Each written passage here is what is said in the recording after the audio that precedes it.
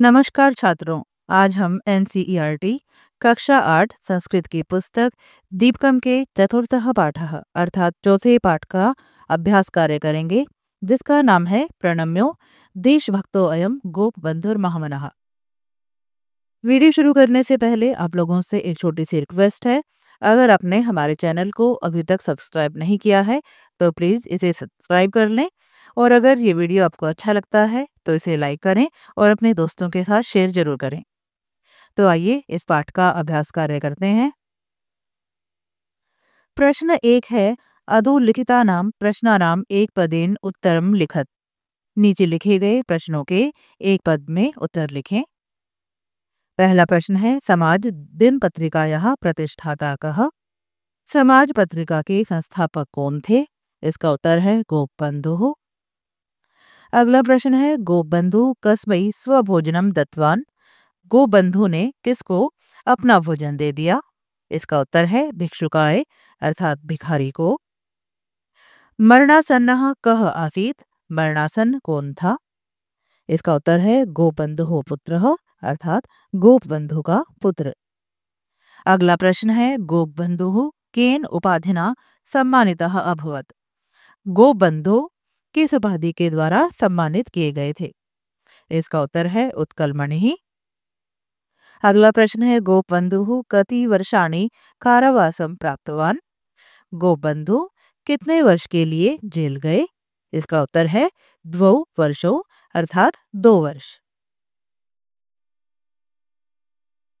अगला प्रश्न है, एक वाक्येन उत्तरम लिखत। एक वाक्य में उत्तर लिखें। गोपबंधु किमर्थम अश्रुपूर्णनयनः अभवत्? किस कारण गोपबंधु की आंखें आंसुओं से भर गई? इसका उत्तर है एकदा भिक्षुकस्य क्रंदन ध्वनिं श्रुत्वा गोपबंधुः अश्रुपूर्णनयनः अभवत्। एक बार भिखारी की करुण आवाज को सुनकर गोपबंधु की आंखें आंसुओं से भर गई।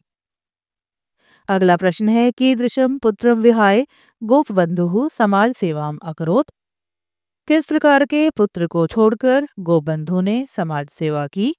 इसका उत्तर है मरणासन्नम स्वपुत्रम विहाय गोपबंधु समाज सेवाम अकरोत्। मरणासन अपने पुत्र को छोड़कर गोपबंधु ने समाज सेवा की। मरणासन का अर्थ होता है जो मृत्यु के निकट हो, अर्थात जिसकी मृत्यु होने वाली हो। अगला प्रश्न है, गोपबंधुः कृते उत्कलमणिः इति उपाधि किमर्थं प्रदत्तः? गोपबंधु को उत्कलमणि उपाधि क्यों दी गई? इसका उत्तर है समाज सेवायै देश सेवायै च तस्य असीमं त्यागं दृष्ट्वा तम उत्कलमणिः इति उपाधि प्रदत्तः। समाज सेवा और देश सेवा के लिए उनके असीम त्याग को देखकर उनको उत्कलमणि उपाधि दी गई। अगला प्रश्न है, गोपबंधुः कुत्र जन्म लब्धवान? गोपबंधु ने कहाँ जन्म लिया? उत्तर है सः ओडिशा राज्यस्य पुरी जनपदस्य साक्षी गोपाल समीपे सुआंडो ग्रामे जन्म लब्धवान। उन्होंने उड़ीसा राज्य के पुरी जिले के साक्षी गोपाल के समीप सुआंडो नामक गांव में जन्म लिया। गोपबंधु सर्वदा केषाम् उपयोगं कृतवान? गोपबंधु ने हमेशा किनका उपयोग किया? उत्तर है सः सदा स्वदेशस्य वस्त्राणां वस्तूनां च उपयोगं कृतवान। उन्होंने हमेशा अपने देश के वस्त्रों और वस्तुओं का उपयोग किया।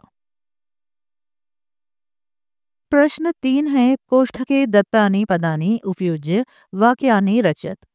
कोष्ठक में दिए गए पदों का उपयोग करके वाक्यों की रचना कीजिए।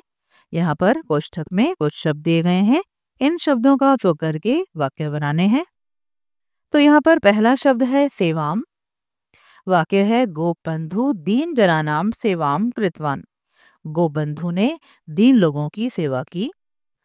अगला शब्द है सुस्वादुनी। वाक्य है, गोपबंधु भिक्षुकाय सुस्वादुनी भोजनम दत्तवान। गोपबंधु ने भिखारी को स्वादिष्ट भोजन दिया। इसके बाद शब्द है सहायताम। वाक्य है, गोपबंधु जलप्लाव पीड़ितानाम सहायताम अकरोत्। गोपबंधु ने बाढ़ पीड़ित लोगों की सहायता की। इसके बाद शब्द है स्वदेश वस्त्राणि। वाक्य है सह स्वदेश वस्त्राणि एव उपयुज्य जीवनम याप्यत। उन्होंने अपने देश के वस्त्रों का उपयोग करके ही जीवन बिताया। अगला शब्द है अन्यतमः। वाक्य है गोपबंधु पंचमित्रेषु अन्यतमः आसीत। गोपबंधु 5 मित्रों में से एक थे। इसके बाद प्रश्न 4 है चित्रम दृष्ट्वा पंच वाक्यानि रचत। चित्र को देखकर 5 वाक्य बनाइए। यहाँ पर एक चित्र दिया गया है। चित्र में देखिए, यहाँ पर लिखा है चिकित्सालय। चिकित्सालय अर्थात हॉस्पिटल। यह एक हॉस्पिटल का चित्र है। यहाँ पर एक लड़का है जो कि बीमार दिखाई दे रहा है। इसके साथ उसके पिता हैं जो उसे हॉस्पिटल लेकर जा रहे हैं। यहाँ पर हम वाक्य बनाएंगे। पहला वाक्य है बालकः चिकित्सालयं गच्छति। लड़का हॉस्पिटल जाता है। इसके बाद अगला वाक्य तस्य पिता तम सहायति। उसके पिता उसकी सहायता करते हैं। तीसरा वाक्य है चिकित्सालयस्य द्वारम उद्घाटितम अस्ति। चिकित्सालय का दरवाजा खुला हुआ है। अगला वाक्य बालकः दुखितः दृश्यते। लड़का दुखी दिखाई देता है। पांचवा वाक्य है चिकित्सालय वैद्यः उपचारम करिष्यति। चिकित्सालय में वैद्य उपचार करेगा। प्रश्न 5 है समुचितेन पदेन श्लोकम पूरयत। उचित पद के द्वारा श्लोक को पूरा करें। यहाँ पर श्लोक दिया गया है। उचित पद का प्रयोग करके इस श्लोक को पूरा करना है। तो यहाँ पर देखिए, पहला वाक्य है डैश मम लियताम तनुः। यहाँ पर आएगा शब्द स्वदेश भूमौ। इसके बाद अगला वाक्य है उत्कल मणिरीत्याख्यः प्रसिद्धो। यहाँ पर आएगा लोक सेवकः। इसके बाद है स्वदेश लोकास्तदनो डैश नो। यहाँ पर होगा प्रयांतो। स्वराज्य मार्गे यदि। यहाँ पर आएगा गर्तमालिका। इसके बाद है डैश परिपूरितास्तु सा। यहाँ पर आएगा ममास्थि मानसई। इसके बाद प्रश्न 6 है उदाहरणानुसारम क्रियापदम स्त्रीलिंगे परिवर्तयत। उदाहरण के अनुसार क्रियापद को स्त्रीलिंग में बदलिए। यथा जैसे यहाँ पर उदाहरण दिया है गतवान। गतवान का स्त्रीलिंग रूप होगा गतवती। इसी तरह से अगला शब्द है प्राप्तवान। स्त्रीलिंग रूप होगा प्राप्तवती। उपविष्टवान से उपविष्टवती। भुक्तवान भुक्तवती। कृतवान कृतवती। गृहीतवान गृहीतवती। प्रश्न 7 है समुचितेन पदेन सह स्तंभो मिलयत। उचित पद के साथ दोनों स्तंभों को मिलाइए। यहाँ पर 2 स्तंभ दिए गए हैं, स्तंभ अ और यहाँ पर है स्तंभ ई। इनके शब्दों को आपस में मिलाना है। तो पहला शब्द है समाजः। समाजः शब्द का मेल होगा दिन पत्रिका के साथ। समाजः दिन पत्रिका। इसके बाद अगला शब्द है ममास्थि मानसई। ममास्थि मानसई ये मिलेगा परिपूरितास्तु के साथ। अगला शब्द है उत्कलमणि। उत्कलमणि का मेल होगा गोपबंधु शब्द के साथ। इसके बाद है आ इति। इसका मेल होगा क्रंदन ध्वनि के साथ। और अगला शब्द है सुस्वादुनी। इसका मेल होगा व्यंजनानी के साथ। प्रश्न 8 है घटनाक्रमेण वाक्यानि पुनः लिखत। घटनाक्रम के अनुसार वाक्यों को फिर से लिखिए। पाठ में जो वाक्य सबसे पहले आया है उस वाक्य को नंबर 1 पर लिखेंगे। उसके बाद आने वाले वाक्य को नंबर 2 पर।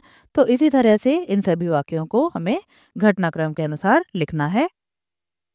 तो पाठ में सबसे पहले नंबर पर आने वाला वाक्य होगा ये अतिथ्यो हस्तपादम क्षालित्वा आसनेषु उपविष्टवन्तः। अतिथि हाथ पैर धोकर आसनों पर बैठ गए। इसके बाद आने वाला वाक्य नंबर 2 पर वाक्य आएगा ये दिन त्रयात् किमपि न भुक्तम। 3 दिन से कुछ भी नहीं खाया है। नंबर 3 पर आने वाला वाक्य है गोपबंधु अश्रुपूर्ण नयनोभवत। गोपबंधु की आंखें आंसुओं से भर गई। नंबर 4 पर आने वाला वाक्य है भिक्षुगंज तद भोजितवान। भिक्षुक को भोजन खिलाया।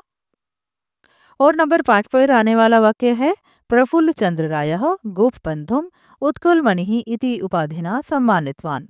प्रफुल्ल चंद्र राय ने गोपबंधु को उत्कलमणि उपाधि से सम्मानित किया। तो छात्रों, ये था आपके पाठ 4 का अभ्यास कार्य। आशा करती हूँ आप सभी को अच्छी प्रकार से समझ में आया होगा। वीडियो देखने के लिए आप सभी का धन्यवाद। मिलते हैं अगले वीडियो में, तब तक के लिए आप सभी को नमस्कार।